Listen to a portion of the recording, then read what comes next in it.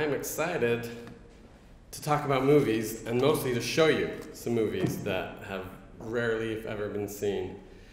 This is an exciting opportunity not only to publish the book, and again, I'm grateful to the whole committee and everyone that's been involved for the opportunity to do that, but now to be able to share that with everyone and to get it out and to be able to be talking about these things that have really been kind of hidden in church history, a really indelible part of it, but something that doesn't often come to the forefront and doesn't often get talked about for its own merits. So it's really exciting to be able to do that.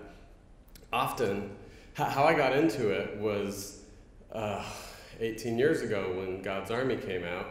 I thought, oh, this is really exciting. Let's make some Mormon movies.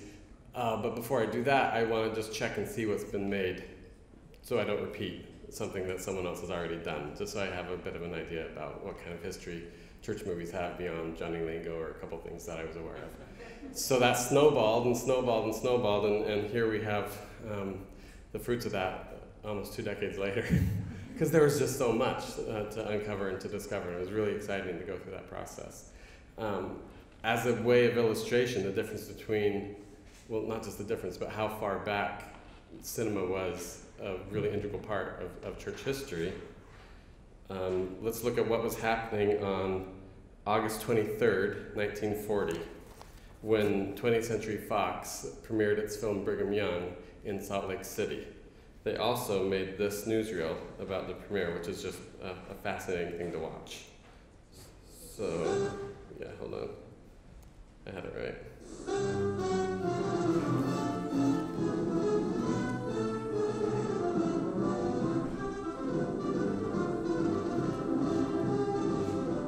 They arrived for the world premiere of Brigham Young at Salt Lake City. This is one of the most extraordinary events in the history of motion pictures. Tens of thousands gathered to see the celebrities as they come by plane for the gala occasion.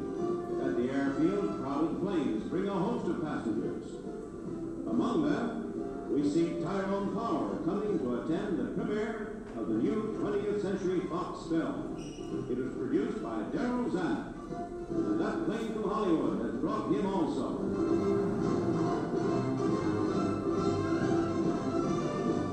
There among the screen stars is Sidney Kent, president of 20th Century Fox, participating in a bit of motion picture history. Governor Henry H. Blood of Utah takes an active part, and so does Ab Jenkins, auto racer and mayor of Salt Lake City. It's a civic occasion. 215,000 people take part in the festivities. The Union Pacific had to run 17 excursion trains into Salt Lake. Hotels filled and tourist camps also. The governor has proclaimed it Brigham Young Day. All business houses are closed during the Malice Street Parade. 37 organizations, 23 floats, and 8 bands are in the gala procession. Linda Darnell and Tyrone Power ride in Ab Jenkins' racing car. And following them in the huge parade are Brenda Joyce and Cesar Romero.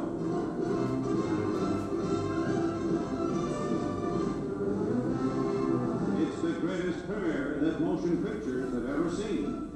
And in the parade, we see young Jane Withers, who certainly joins in the spirit of the occasion.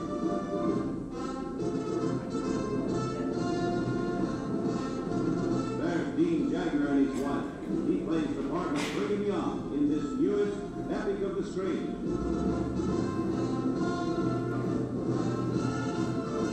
This world premiere was originally scheduled for one theater at advanced prices. The demand for seats was so great that it was necessary to book the picture in a second theater, and then a third, and then a fourth. The afternoon before the premiere, all seats had been sold for simultaneous openings in 6 theaters, and it was necessary to add a 7th. A motion picture opening simultaneously in 7 theaters in the same city, and that's a world record. After this premiere, Brigham Young went into its regular run at advanced prices and smashed record after record, almost doubling the historic record set by Alexander's Ragtime Band. Critics are calling it Darryl Zanuck's greatest achievement. There you go. We don't often see that kind of response for a film coming out today about Mormons, but that's amazing that it had that kind of publicity behind it. And one thing that they didn't talk about in the newsreel, because they didn't want to push it as a propaganda piece, Fox didn't want people to think, oh, we're making a Mormon picture. But Heber J. Grant was in that parade, and the entire First Presidency, and all the apostles and church leaders were there as well, and gave a reception for the actors and the filmmakers. And they had been involved for over a year in the production of the film and the planning. So it was very much something that President Grant had really been trying to foster and get to happen for years and years. And I'll just put this up as well, because part of what I was learning as I was doing the research for the book was just how far back it goes, even before Brigham Young, before 1940. As you can see, in 1895, Utah was showing its first moving pictures, and they were being projected by 1897. In 1901, Mormons produced their first film and were showing it in award, like award movie night that they would have for decades and decades later. The first fiction film was in 1905 with Mormon characters. In 1908, we had a Mormon production company. In 1911, the films were getting longer. That was our first film, over half an hour long. 2 years later, we had the first depiction of Joseph Smith on the screen. 2 years after that, in 1915, we had the first depiction of the Book of Mormon and of Jesus Christ on the screen. And then by 1916, the church was making its own films. It was paying for them. In 1929, a Mormon, Philo Farnsworth, invented television, and it was his wife, Pem, who was standing in front of the camera the first time a video camera relayed a video signal. That same year, we were starting to get sound films in the church. The first, we're going to watch this later, in 1930, the first commercially released sound film came out. It was a newsreel about the centennial of the church. Tabernacle Choir in 1932. We were on television by 1938. And then on and on up to the first Mormon winning an Oscar finally for Pinocchio in 1941. And by 1948, Mormons were making their own TV shows about primary, in this case, as a Junior Council was a TV show for children that aired in Salt Lake City, where kids would come on and have sharing time in front of the camera for half an hour each week. And it was really just a quick embrace of every new technology and every medium of color and of sound and of radio and all these kinds of things. And throughout that process, there's been a continual tug of war about how Mormons would represent themselves and how Mormons would be represented by others. So this mass medium, just like the printing press, before that, or newspapers, or every time there's a new medium that presents any kind of institution, any church or organization, a chance to tell its own story, but it also opens up the opportunity for other people to tell that story for you. And we've seen this so much. That's a theme that I didn't really expect to find, but it's just always woven in. Who are the Mormons and who has the right to say who they are and what they stand for and what they believe and what kind of stories they're going to tell or have told about them. This started, I just want to show a few of the precedents that led up to film really quickly so we can get to some more clips. But another thing that I found as I was doing research was just how far back it went into the 1800s and how things like drama and literature and photography influenced the way that films came out and were made in the 1900s. So we have photography in Nauvoo, daguerreotypes in 1844. So this is one of those of the Nauvoo Temple. And that was taken in the 1840s.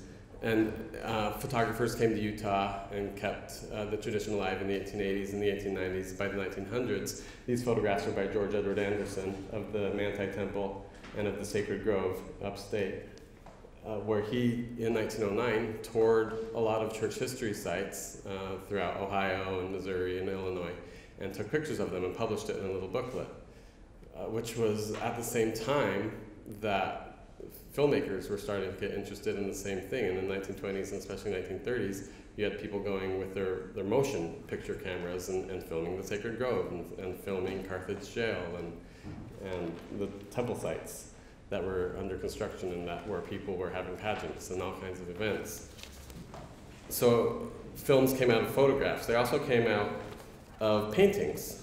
A lot of you will be familiar with C.C.A. Christensen's Panoramic Paintings.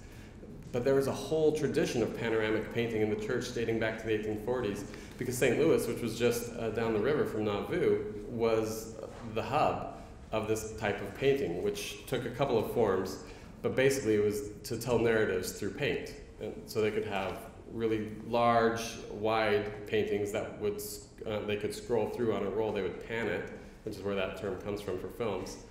Or they could do like Christensen did, where they had large monumental-sized canvases, and you could stitch them together and scroll through those, or you could set them up individually. And this is obviously his painting of the Hill Cumorah, of Moroni giving the plates to Joseph Smith.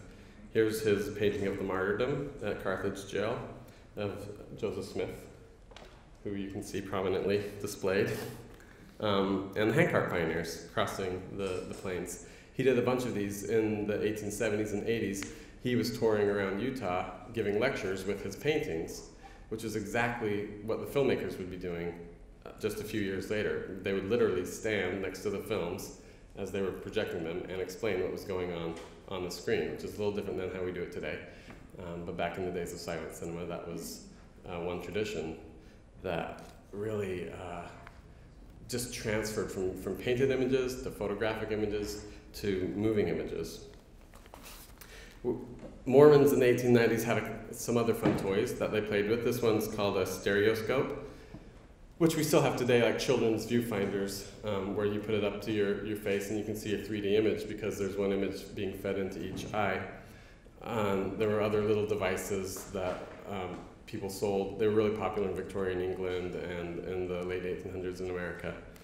There was one company based here in New York City, let's see, Underwood and Underwood, who produced in 1904 a series of photographs on Mormon themes called the Latter-day Saints Tour of Palmyra, New York to Salt Lake City, Utah through the Stereoscope. And this is one of their photographs of the interior of the tabernacle, which is just amazing, not only to see the organ casing in that state, but just that they would have enough of a market for this to mass produce it here in New York City on their own, no church involvement, and shoot all of these locations 5 years before Anderson was going around and shooting them on his own. So here we see a public company from a big city telling the Mormon story 5 years before the Mormons had the same idea. Oh, we should go and take photographs of the Sacred Grove and of Palmyra to tell our story.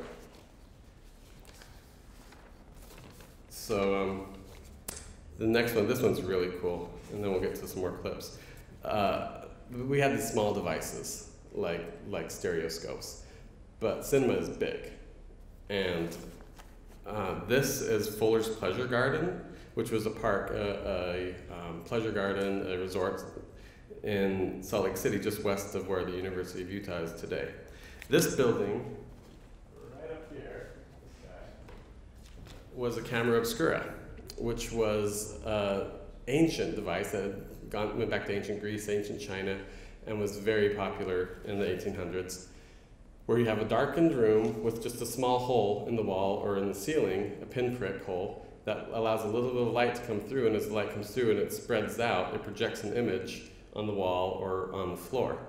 So this is the first one we know of in Utah, opened in 1880.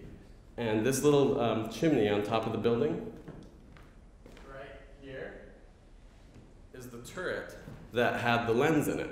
So it could have been pointing in various directions. People would buy a ticket, go inside, and sit around the room, and they would be able to see a view towards Temple Square or a view towards here, towards the rest of the park, projected down on the floor, which was like this great new phenomenon. Is really popular. He advertised it every year in the 1880s. Now we have new cooling systems in there, or now we have better views. We put in a new lens. And so this was the Mormons' first experience of watching a live moving picture.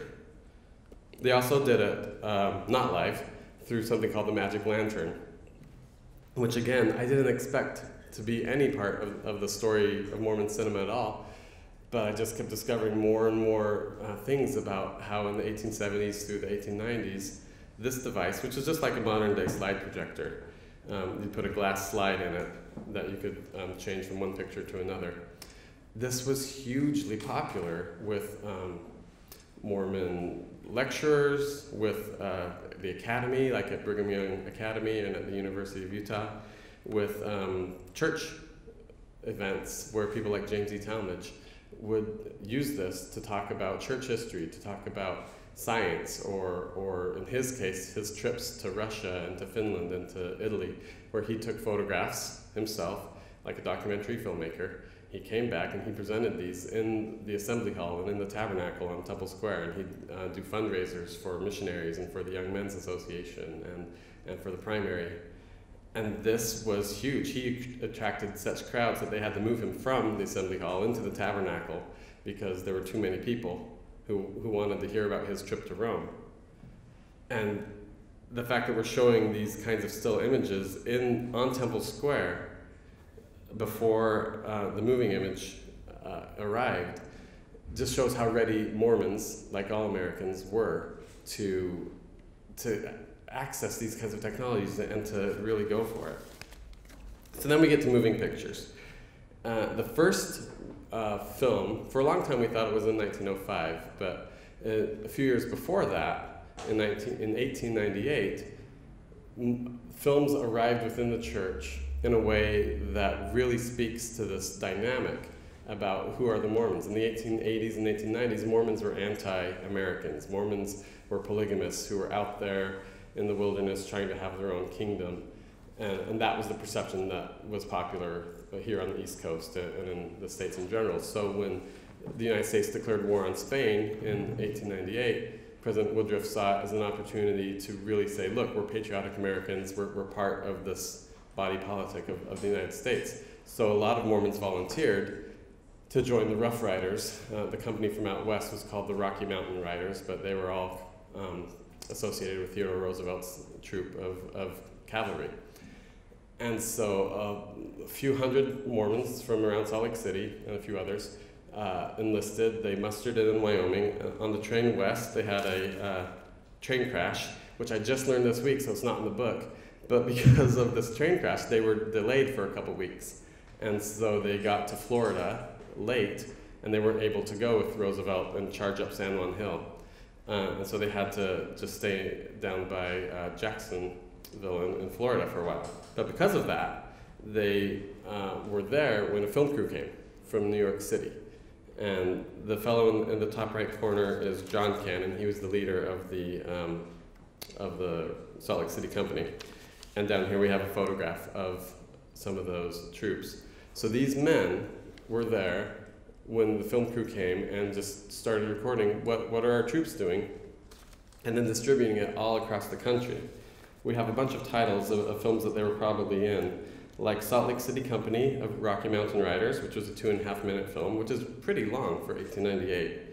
Rocky Mountain Riders, Rough Riding, Rocky Mountain Riders, Jacksonville, Rough Riders and Army Mules, Colonel Torrey's Rough Riders, and Rough Riders or Rough Riders Jacksonville, which doesn't sound like much, but think of how they're being presented. They're being presented as patriotic American soldiers who are out there, fighting this war for our country, which was a huge turnaround from how Mormons were being depicted, say, in 1888, just 10 years earlier, as the polygamous isolationists who were out west.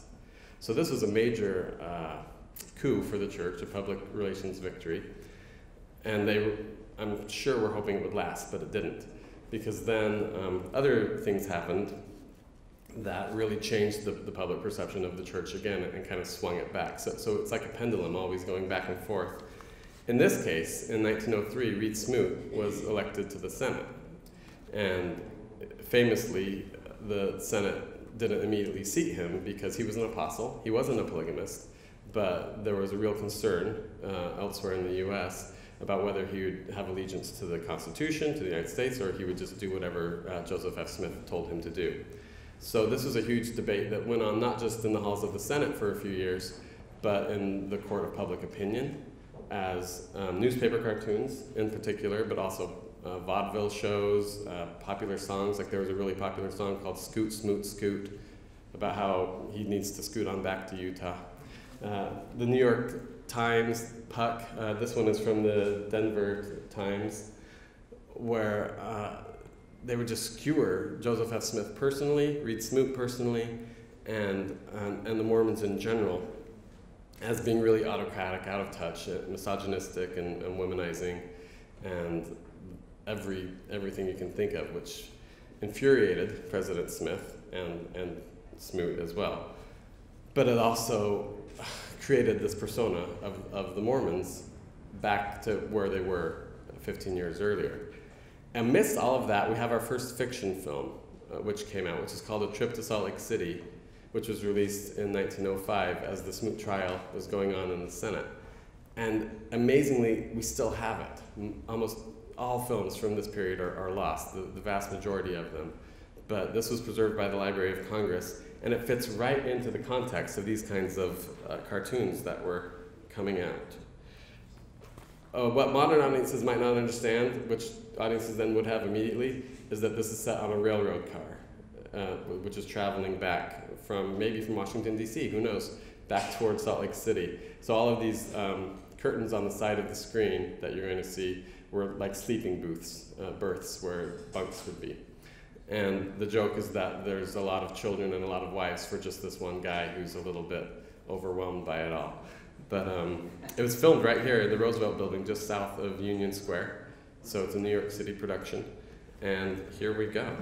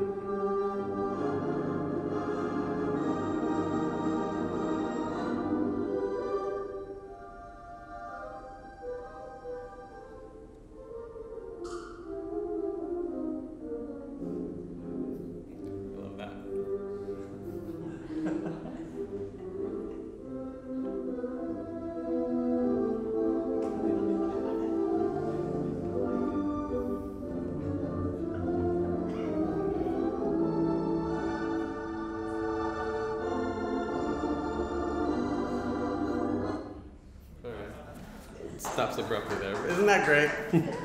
The life of a polygamist was not all fun and games. It was very difficult sometimes. But this is a satire, and a lot of the films that came after this wouldn't be that tongue-in-cheek about it. But the message was still clear, right? This is not normal, this is not American, and they're just going to make fun of them in this situation, just like those cartoons are doing. There's some really cool moments in that. A little kid who's crying, that's very real. And the wife who switches his hat from the other bunk to her bunk. That's just a little nice comic touch that goes along with it. So this was where they were in 1905. But a few years later, things got a lot more serious by 1911 and 1912. In those years, from December of 1911 to February of 1912, there were 8 or 9 films that came out that were really strongly criticizing the church for polygamy, and also for stereotype of violence that came out of the Mountain Meadows Massacre. And those 2 things were really seen as this is what Mormons are all about. And there was a big movement in Europe, throughout Scandinavia and England, of persecution against the church, or just strong caution that should we remove missionaries from Sweden, from Germany, from England. And filmmakers wanted to capitalize on this, and so they got into it really quickly. Most of the films came from France, from Pathé actually, but American studios, Danish studios, and French studios jumped into this and made A Victim of the Mormons, The Flower of the Mormon City, An Episode of Early Mormon Days, The Mountain Meadows Massacre, The Mormon, The Danites, and of course Marriage or Death. And they all came at once, and so the church leaders in Salt Lake City were overwhelmed, and the missionaries throughout the world were as well. Here we have one of the advertisements for Victim of the Mormons, and the image on the right is a still from that film, which is also still extant. We still have that. This is a bunch of women getting baptized in the Salt Lake Temple in order to enter polygamy, as one does. This is, but it was, so they did their best. The tabernacle organ is famous, so there's organ pipes above the font, and they know enough to put oxen underneath. But imagine being in 1911 or in 1912, you're a missionary or you're a member of the church in London or York, a small town in England, and 2, 3, 4 films and a play was also going around at the time, showing stuff like this. That was a big deal. This image is obviously a Mormon, and in the film from 1917, A Mormon Maid. This was the biggest of all of these anti-Mormon films in the silent era, because it had the biggest budget, it had the biggest running time, it came from Paramount. Cecil B. DeMille was involved, although he didn't direct it. And it had this Ku Klux Klan thing going on, because 2 years earlier, D.W. Griffith had released his film, The Birth of a Nation, in which the Klansmen were the heroes, saving the white women from all the carpetbaggers and the mulattoes. It's very racist, but the KKK were the heroes of that film. And Paramount said, how can we capitalize on this, and thought about it for a bit and came up with, let's make Mormons, make them the villains instead of the good guys, but we can tie it in to the film in that way. So he has an all-seeing eye on his chest, and that's the only difference. This is completely fictitious. This didn't exist at all. But you have intertitles in the film saying the KKK based itself on the Mormon exterminating angels who went around killing people. And it did well. And again, the church was powerless to do anything about it. It didn't do as well as The Birth of a Nation, and it hasn't had the legacy that film had. But it also hasn't, until pretty recently, been reevaluated critically either. It's kind of just gone under the radar, whereas The Birth of a Nation has really gone through the ringer with historians and critics saying, why are we holding this film up as a great example of early cinema when it is so through and through racist. In this case, historians are just starting to reevaluate this film. The clip I'm going to show you is from one of the last films, Trapped by the Mormons, which came out in 1922 in England. And it's one of the better known ones. It's the third that still exists, and so for that reason, people know about it. But by this point, anti-Mormon films were on their way out. They were, this is kind of the last gasp of it in one last campaign that happened in 1922. This is the opening scene, because I just wanted to show you how they jumped right into this, and how this missionary has selected the girl, before the film even starts, that he knows he wants to abscond with into polygamy. But also, look at how he's portrayed as having mesmeric powers, as Jim Dark has written about, like a vampire who could just kind of seduce young women with his mind and control her actions in that way.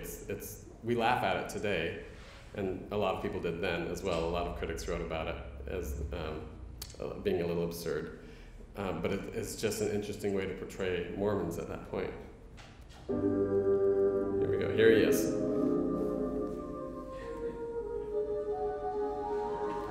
This is the opening shot.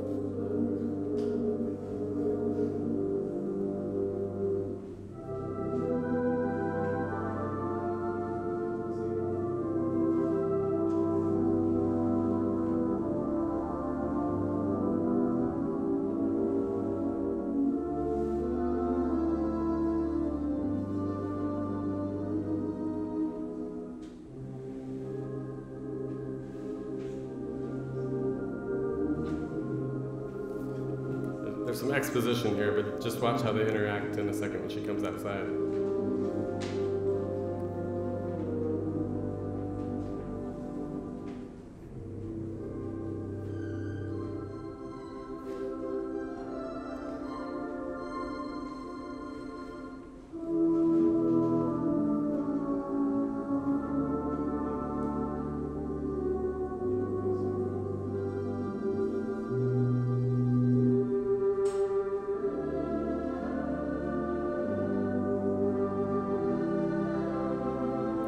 Taking pains to show the ideal English home, nuclear family. She has a boyfriend who's off serving the country.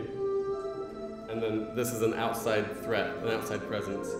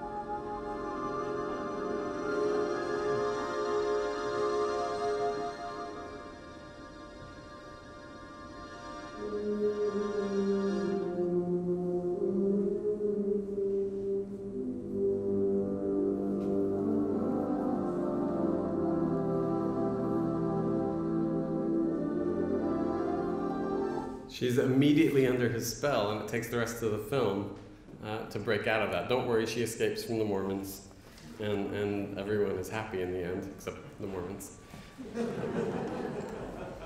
But as an attempt at defining what it means to be British in 1922, even though the film wasn't very well received, we can see how Mormons played into the national conversation as well. Missionaries got really good at responding to these kinds of things over those 10 years. They would stand outside or sometimes even inside theaters and distribute pamphlets like this one saying, we'll give you 200 pounds if you can show evidence that any girl was seduced and taken off to Utah. And they would always write home talking about how much this is actually helping the missionary work rather than hurting it. In the US here, they were trying to suppress the films, censor the films, do anything they could to keep them from being shown, and almost always just increasing the publicity so that studios could now say, this is the film that the Mormons don't want you to see, come watch the film. And so revenue went up. So that was really ineffective. So eventually Mormons decided to fight fire with fire and to make some of their own stuff. So the first thing that was produced was I think, 90-minute film called 100 Years of Mormonism, which was based on a book that came out in 1905, which was the 100th anniversary of Joseph Smith's birth, so hence the 100 years. but it told the story of the church from his youth up until the settling of Salt Lake City, and then it had some documentary footage of Salt Lake City in the present day and of a general conference. And this was produced by outsiders, non-Mormons, but with Mormon church involvement, Mormon privately raised money, and all kinds of guidance from church members who were just trying to use some people who had some filmmaking expertise to try to tell the story. It had 3 prints made, 2 that tried to show in California and 1 that went around Utah. The premiere in Utah was a big hit. It opened at the Salt Lake Theater, which was the largest theater in the city. People flocked to it. Not everyone loved it, all of it, but to see themselves up on the screen just a year after seeing things like all the wives being baptized in the Salt Lake Temple, just really heartened everyone, and they, especially church leaders like Joseph F. Smith, Heber J. Grant, David O. McKay, could see the power of telling their own story on film. This was lost, but a few years ago, about a minute or 2 of the footage of it was discovered, miscatalogued in the church history library. So this is what we have left of that film. We're going to see a flash of the angel Moroni. There he is. So I wish we had all of that scene that we could look at. There's no music for this guy, for this one. But people who saw the film, like James E. Talmadge, tended to say that the later portions about the pioneers were better and more interesting than the early portions about the church in the East. However, this is all we have left. We're going to see this, and then some of the action that happened in Missouri in 1838 with the Election Day violence and the Mormon leaders being arrested and taken to Liberty Jail. Here we go with that.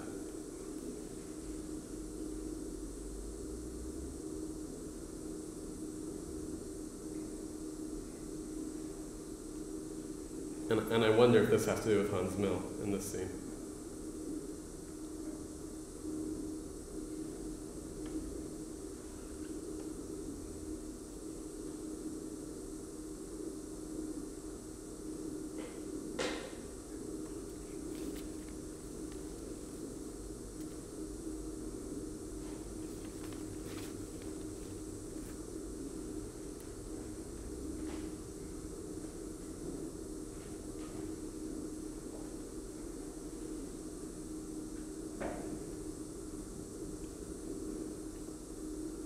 So this came out in February of 1913, and it was a 90-minute film, which, when you put those 2 facts together, is really amazing. A Victim of the Mormons was a groundbreaking film for how long it was in 1911, but this was half an hour or more longer than that.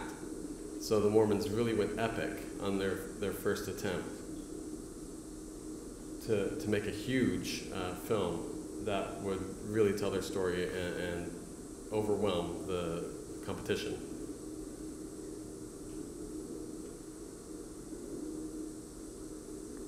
I guess that's Joseph Smith in the white coat, probably.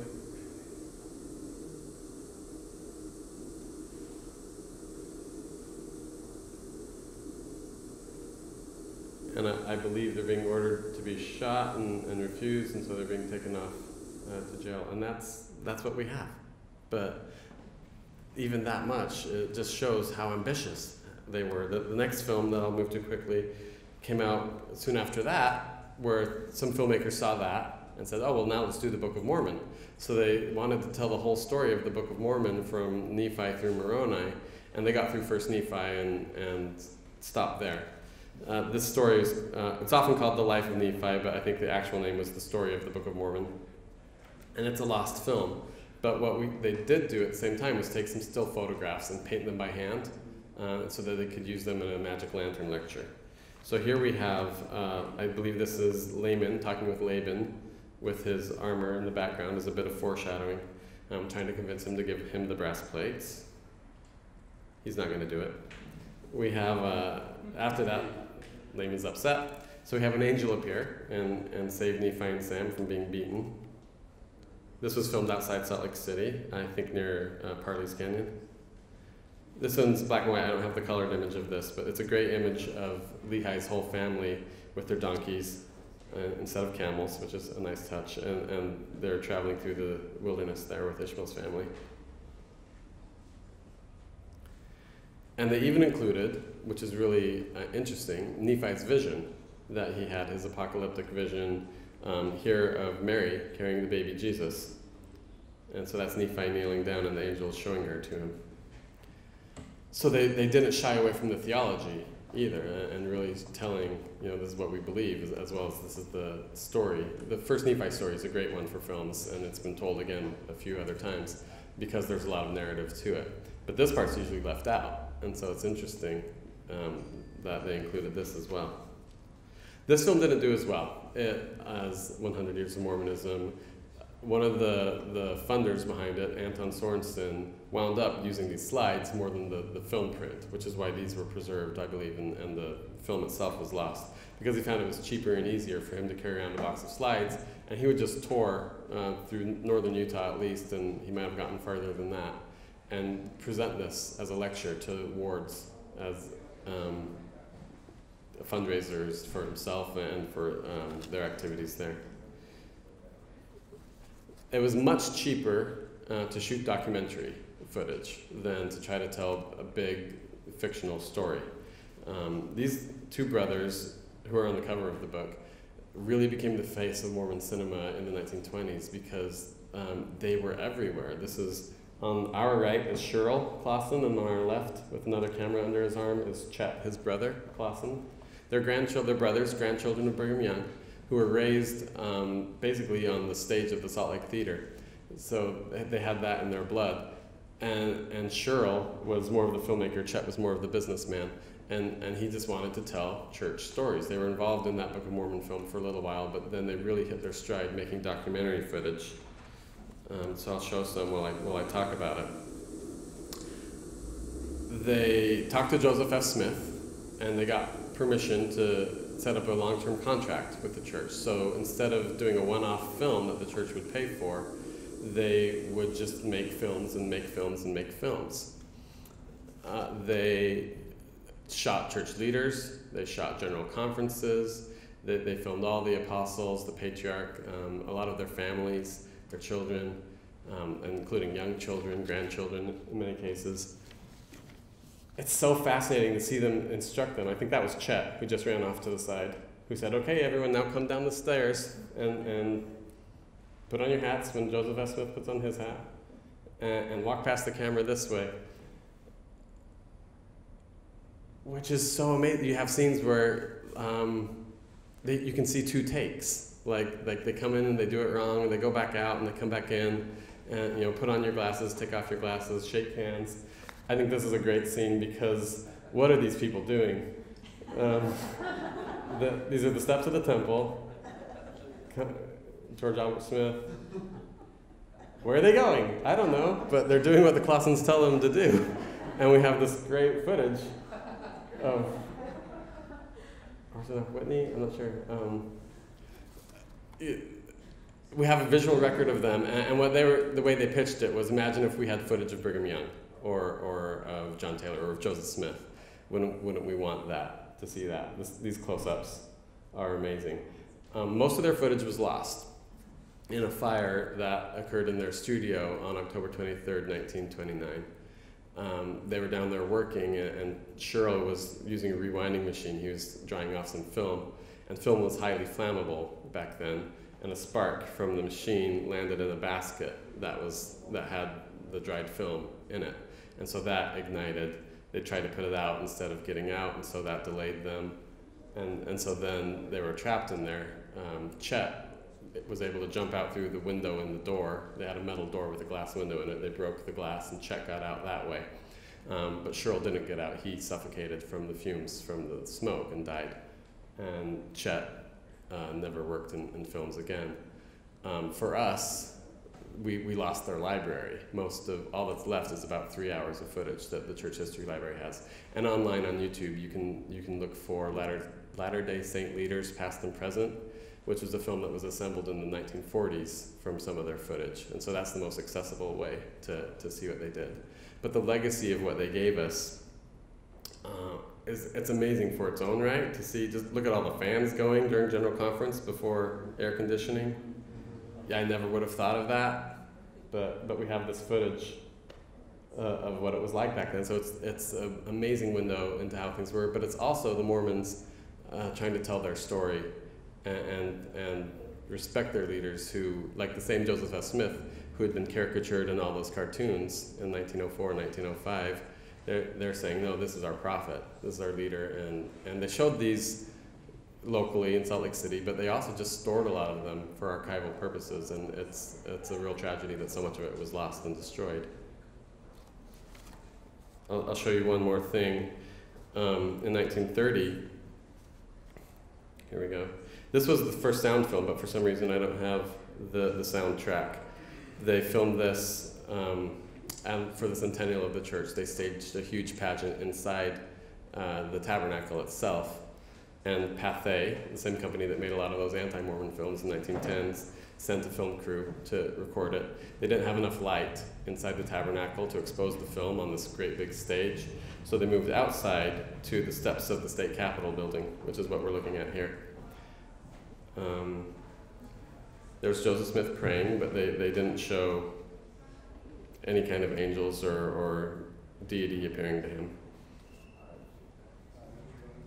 And then I just want to show the people walking around on the steps because it's a really huge pageant. And this is one of the first. This is at the same time that the pageant at the Hill Cumorah was just being developed and thought out. So this is an amazing record of the whole idea of pageants coming around. And this one being filmed was amazing. And then sent out by Pathé to all of its distributors and all of the theaters that watched this. So this played across the nation, and President Grant released a statement saying how thankful he was for that. And so we see by this point that we're on the trajectory towards that newsreel from 1940 that I showed at the beginning, because more and more, though not always, the depictions of church members were becoming more positive, even coming out of Hollywood, so that by 1940 you could have a film like Brigham Young with a premiere like that, where the church is being really praised. Which is really interesting at the same time, because at the time we saw how excited everyone was, but years later, Mormons began to criticize even that film, Brigham Young, and say how horribly it depicted Brigham Young as a doubter, but he wasn't. He had confidence and he had faith. That's something that President Kimball was really upset about. But at the time, President Grant didn't have those concerns. He said, "I'm thankful beyond expression for the very wonderful and splendid moving picture that has been made of Brigham Young. I've heard some little criticism of it, but we cannot expect the people who do not know that Brigham Young was in very deed the representative of God upon this earth, who do not know of his wonderful character, to tell the story as we would tell it. There is nothing in the picture that reflects in any way against our people. It is a very marvelous and wonderful thing, considering how people generally have treated us and what they thought of us. Of course, there are many things that are not strictly correct, and that is announced in the picture itself. It is, of course, a picture, and we could not hope that they would make a picture at their expense, running into a couple of $1 million to be just as we would like it," which is a ringing endorsement of the artistic license that 20th Century Fox took, and just of the concept of making film like that at all. And films like these, which he, remembering the anti-Mormon films, was a strong advocate for. Today, we have the same issues that are still confronting us as we look at Mormon cinema today. But looking back at this history helps us to place this in context as we hear people arguing about whatever the newest play or the newest film about Mormons is, and how are Mormons going to tell their own stories? Is this fair that Big Love is doing this in an episode, or that Angels in America is saying this down on Broadway right now? But the big picture allows us to see that this is the dynamism of the entire process. It's a conversation, and those very differences are kind of at the heart of what Mormon cinema, just like all Mormon art forms and literature and letters, it's what it's about. And having the conversation with different types of media, with different people from different communities, is really what makes it so exciting and so intriguing. And so I'm excited to see what comes out in the next 20, 50, 100 years, and see where Mormon cinema takes us at that point. But right now, there's a lot that we still have to learn about what has come before. Thank you.